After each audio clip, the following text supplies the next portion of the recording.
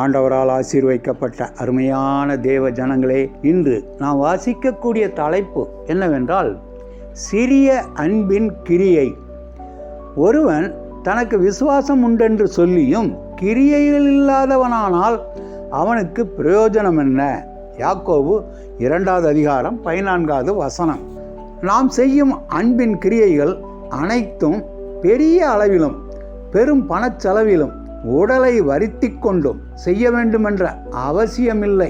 சில நேரங்களில் அன்பின் கிரியை ஒன்றை செய்ய மிக மிக சிறிதளவான பணமும் ஒரு சில நிமிடங்களும் போதுமானது.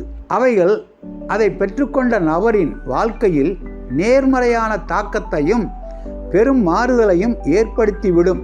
ஓர் அடக்க ஆராதனையில் ஓர் மருத்துவர் தனது இரங்கல் செய்தியில் இறந்தவரை தனது அம்மா போன்றவர்கள் என்றும், இவர்களால் வீட்டை விட்டு வெளியே வர முடியாவிட்டாலும் அவ்வப்பொழுது தொலைபேசியில் தன்னை அழைத்து தேவையான ஆலோசனைகளும் கண்டிப்பான அறிவுரைகளும் உற்சாகமூட்டும் வார்த்தைகளும் பேசுவார்கள் என்று கூறினார். அப்படியே இன்னொரு போதகர் அவரை குறித்து பேசும் பொழுது, தான் சுகவீனமாக இருந்த 2 மாதங்கள் ஒரு நாள் தவறாமல் தினமும் அரை மணி நேரம் தனக்கு ஆறுதலான வார்த்தைகள் அந்த தாயார் பேசினதாக குறிப்பிட்டு கூறினார். கைத்தொலைபேசி, மின் அஞ்சல், குறுந்தகவல் பரிமாற்றம் என்று உலகமே மிகச் சிறிய வட்டத்திற்குள் வந்துவிட்டது. உலகத்தில் எந்த பகுதியில் வசிப்பவரையும் இருந்த இடத்தில் இருந்து கொண்டே தொடர்பு கொள்ளலாம் என்ற நிலைமை வந்துவிட்டது. தொடர்பு கொள்பவர்களையே எந்நாளும் தொடர்பு கொண்டிருந்தால் நீங்கள் விசேஷித்து செய்கிறதென்ன?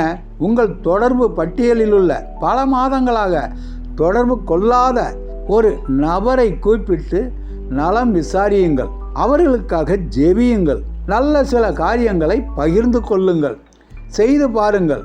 உங்களுக்கும் மன திருப்தியாயிருக்கும், நீங்கள் தொடர்பு கொண்ட நபரும் சந்தோஷப்படுவார். இன்று அநேகர் தலையை கீழே தொங்கவிட்டு கொண்டு துக்க முகத்தோடு எதையோ பறிகொடுத்தது போல் மன உளைச்சலில் சிக்கி தவிக்கின்றார்கள். உலக எதிர்பார்ப்புகளை சந்திக்க முடியாமலும் பல தோல்விகளை சந்தித்ததினால் மன சோர்வுற்றும் வெளியே சொல்ல முடியாமல் திகைப்புடன் வாழ்கின்றனர். நீங்கள் அவர்களுக்கு செய்யக்கூடிய உதவியெல்லாம் அவர்களுடன் இதமாக பேசி அவர்களது மனபாரத்தை குறைப்பதுதான். இதை செய்வதற்கு பணம் தேவையில்லை, மனமும் நேரமும் தான் தேவை. அப்படிப்பட்ட ஒரு நபரை தேடி பல கிலோமீட்டர் தூரமும் நீங்கள் போக தேவை இருக்காது. ஏனென்றால் உங்கள் அருகாமையிலே அவர் இருக்கலாம். முயன்று பாருங்கள்.